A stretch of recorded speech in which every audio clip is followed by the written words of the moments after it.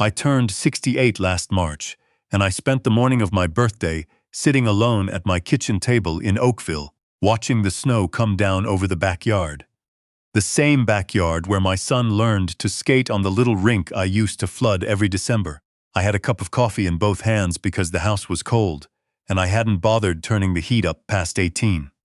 There's no point heating a house for one person. You learn that after a while.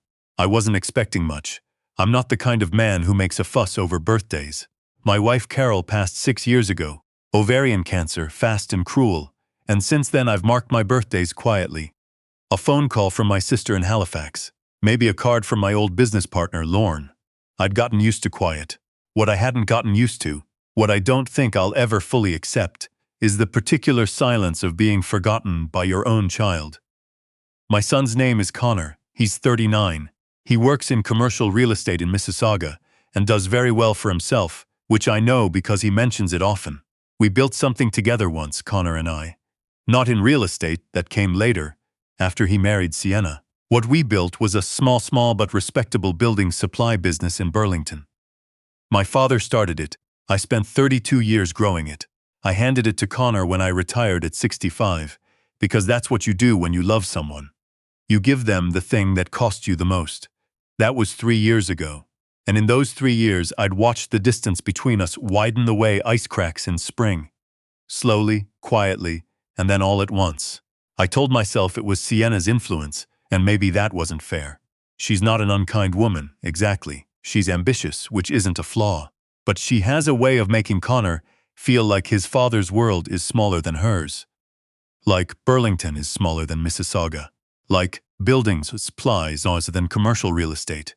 Like a widower eating alone in a cold kitchen is smaller than whatever life she was trying to build. Her mother, Colette, was the same. The two of them had opinions about everything, including, I came to understand, about me. On the morning of my 68th birthday, I called Connor. I let it ring. He didn't pick up, which I told myself was fine. He was probably in a meeting. I sent a text instead, just something simple. Hey Connor, thinking of going to Brannigan's for dinner tonight. That steakhouse on Plains Road we used to go to. Want to join your old man? He replied 40 minutes later. Sorry, Dad, really slammed this week. Can we do something next weekend? I looked at that message for a long time. Then I put my phone face down on the table and finished my coffee. Next weekend. Sure, I decided to go to Brannigan's anyway. I made a reservation for one, told myself it would be nice. A good cut of beef, a glass of Cabernet, a quiet evening. I'd done it before, it wasn't sad, it was just dinner. I drove over around 6:30. The hostess, young woman, very cheerful, took my coat and led me toward the back of the restaurant, and that's when I saw them. Connor was sitting at a corner table near the fireplace. The good table, the one I used to request when Carol was alive, because she liked the warmth. He was sitting there with Sienna on one side and Colette on the other, and the three of them were laughing at something, leaning in over a bottle of Malbec, menus already open. There was a basket of bread on the table. They'd clearly been there a while. The hostess said something to me. I didn't hear her. Connor looked up. For just a moment, maybe 2 seconds, his face went completely still. Then he smiled. It was the kind of smile that takes effort. Dad, he said. What are you? I didn't know you were coming here. I made a reservation, I said, for one. Sienna said something about what a coincidence. Colette smiled at me with her lipstick perfectly in place and said it was lovely to see me. Connor asked if I wanted to join them. I said no. I said I didn't want to intrude on their evening. I said it pleasantly. The way you say things when you're trying very hard not to show what's happening inside your chest. I sat at my table across the room, and I ordered the ribeye, and I ate it slowly, and I did not look at their table once. At least, I tried not to. I failed twice. The second time, I caught Colette glancing at me with an expression I can only describe as satisfied. I drove home in the dark, and I sat in the driveway for about 10 minutes before going inside. That night, I didn't sleep much. I lay there, and I thought about the kind of father I'd been. Not perfect. I worked too much when Connor was young, missed some things I shouldn't have missed. But I was there. I showed up. I coached his hockey team for 4 winters. I sat through every school play and every parent-teacher interview and every difficult conversation a teenager knows how to manufacture. When he needed a cosigner for his first car loan at 23, I was there. When his first serious girlfriend broke his heart, I drove to his apartment in Hamilton at 11 at night, and we sat on his balcony and talked until 2 in the morning. I had done the work of being a father, and somewhere along the way, my son had quietly decided I wasn't worth a birthday dinner. I'm not telling this story for sympathy. I'm telling it because what happened next changed things in ways I still think about, and because I believe that when someone shows you who they are, when they show you clearly, without ambiguity, the most important thing you can do is pay attention. About 2 weeks after my birthday, I got a call from Lorne. He still had a small stake in the business. We'd structured it that way when I retired, a 5% share, mostly sentimental. He'd been in the building business his whole life, and I liked having his eyes on things. "You need to come in," he said, not over the phone. I drove to the office on a Tuesday morning. Lorne was waiting with the door closed and a look on his face I hadn't seen in 30 years, not since we nearly lost everything in the '08 credit crunch. He slid a folder across the desk. Connor had been in conversations with a private equity firm out of Toronto, a company called Vantage Capital Partners, about a potential acquisition. Not a partnership, a full acquisition. The building supply business my father started, the one with my name still on the deed of the original property on Guelph Line. The preliminary terms Lorne had gotten wind of were structured in a way that would net Connor and Sienna a significant payout, somewhere north of $2 million, while effectively dissolving the business entirely within 18 months. The employees, 11 of them, some who'd been there since before Connor was born, would almost certainly be let go during the restructuring. I read through the folder twice. Then I asked Lorne how long this had been going on. "At least 4 months," he said. "Maybe 5, 4 months, while Connor was texting me to reschedule birthday dinners. While he was sitting at that corner table with the fireplace and the Malbec. I am not a man who loses his temper easily. I learned early in business that anger is expensive. It costs you clarity when you can least afford to lose it. But I won't pretend that morning in Lorne's office was easy. I sat in that chair, and I felt something very cold settle in my stomach, and I had to consciously slow my breathing the way Carol used to remind me to do when I was getting worked up over something. I asked Lorne if Connor knew I'd been brought in. "No," Lorne said. "He doesn't know I know." "Good. Here's the thing about handing your business to your child. You do it with love, but you also do it with paperwork. 32 years in the trades teaches you that love is fine and paperwork is better. When I structured the transfer of the business to Connor, I retained something called a right of first refusal, meaning that in the event of any proposed sale or acquisition, I had the legal right to be notified and to match any offer before the deal could proceed. It was standard language. I'd included it almost out of habit. My lawyer at the time, a sharp woman named Sandra, who I've worked with for 20 years, had suggested it, and I'd agreed without much thought. Connor had apparently forgotten about it, or perhaps he assumed I was too old and too removed to notice, or perhaps he simply hadn't read what he'd signed. I called Sandra that afternoon. "I remember that clause," she said. "It's solid. If they proceed without notifying you, the sale is voidable, and if I exercise the right, then nothing moves without your consent." I told her to say nothing yet. I needed to think. That week, I did something I'm not entirely proud of, though I've made my peace with it.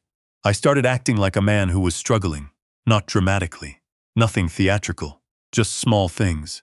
When Connor called, which he did suddenly, more frequently than he had in months, I'd sound a little tired, a little confused.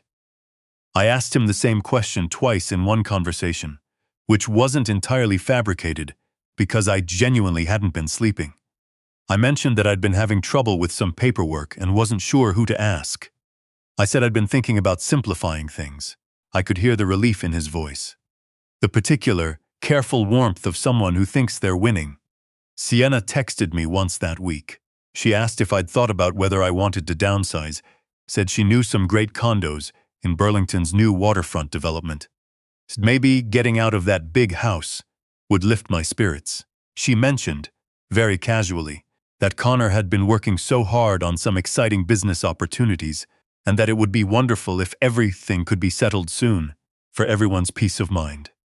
I replied that I appreciated her thinking of me. I said the house did feel big sometimes. I added a little emoji, a slightly melancholy one, and hit send. Then I called Sandra back and told her to start preparing the paperwork to invoke the right of first refusal. It took about 10 days for the pieces to fall into place. Sandra reached out to Vantage Capital's legal team directly, not through Connor, to formally invoke my right. She sent me the notification letter they were legally required to send me, which they'd apparently been sitting on for 3 weeks while they finalized terms with Connor. That was already a violation. Sandra flagged it. Meanwhile, I'd reached out quietly to someone I'd known for years, a man named Ed Baxter, who ran a regional building materials cooperative out of Guelph. Ed and I had done business together through the 90s and into the 2000s, and he'd made quiet noises over the years about eventually expanding into the Burlington corridor. I called him and said I might have something interesting for him, and he said he'd like to hear it. The meeting with Ed happened on a Thursday morning at a coffee shop in Waterdown, neutral ground, no connection to the business. Ed was the same as he'd always been, direct, unpretentious, good handshake. We talked for 2 hours. He wasn't interested in an acquisition. He was interested in a partnership model that would bring his cooperative's purchasing power together with my business's established client base. The employees would stay. The name could stay if I wanted. The Burlington operation would function as a regional hub. It wasn't a flashier deal than what Connor had arranged. In pure dollar terms, I'd walk away with less, but the 11 people who'd worked for me, some of them for 15, 20 years, would keep their jobs, and the thing my father started would keep existing. I told Ed I was in. Sandra filed the paperwork to invoke the right of first refusal on a Friday. Vantage Capital's lawyers called Connor that afternoon. I wasn't on that call, but Lorne was in the building when Connor came storming through the side door. 40 minutes later, face red, voice raised, demanding to know what was going on. Lorne told him calmly that I'd been made aware of the proposed sale and had exercised my legal right. He suggested Connor call me. Connor called me from the parking lot of the business my grandfather had built. Dad. His voice was strange, tight and too controlled. What did you do? I protected the business, I said. Like I've always done. You're blowing up a $2 million deal. I'm invoking a clause that's been in the ownership document since the transfer. The one you signed. Silence. Connor, I said, and I kept my voice even because I had thought about this conversation for days and I'd decided who I wanted to be in it. I'm not doing this to hurt you. I'm doing this because those 11 employees have mortgages and kids and lives, and because the business your grandfather started deserves better than to be broken up and sold for parts. I've arranged something with Ed Baxter. It protects everyone, including your equity stake. You should have talked to me. I let that sit for a moment. You should have talked to me, I said. 4 months ago when this started, he didn't have an answer for that. I drove to the office the following Monday. I held a meeting with the full staff, all 11 of them, in the little lunchroom that still had the same coffee maker I'd bought in 2004. I told them what had almost happened. I told them what was going to happen instead. A few of them cried. One of my oldest employees, a man named Ted who'd been with us for 19 years, shook my hand for a long time without saying anything. He didn't need to. Connor and I didn't speak for almost 3 weeks after that. I won't pretend that was easy either. He's my son. Whatever he did, whatever he was willing to do, he's still the person I flooded the backyard rink for every December. That doesn't disappear. It just becomes more complicated. He came to Oakville on a Sunday evening, unannounced, which felt right somehow, like he didn't trust himself to follow through if he had too much time to plan it.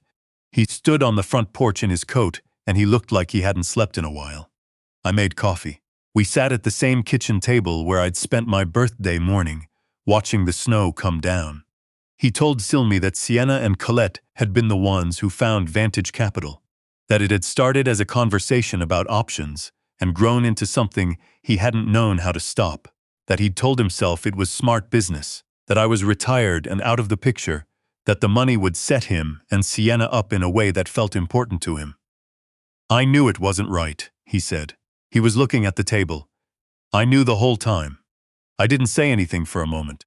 There's a kind of discipline in not filling silence. I know you did, I said finally. The dinner, he said. My birthday. Your birthday.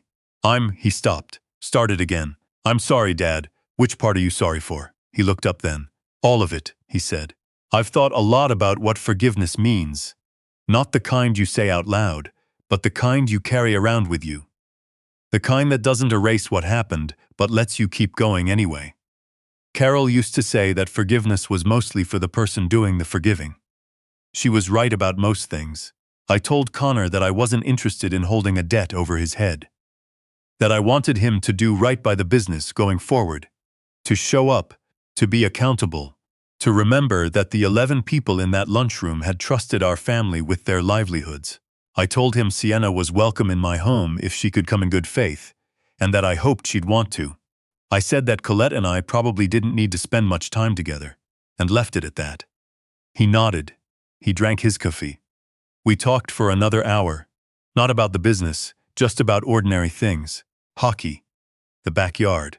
Whether I'd considered getting a dog. When he left, he hugged me at the door. It wasn't the easy, reflexive hug of a son who takes his father for granted. It was the kind you mean. I watched his car back out of the driveway and disappear up the street.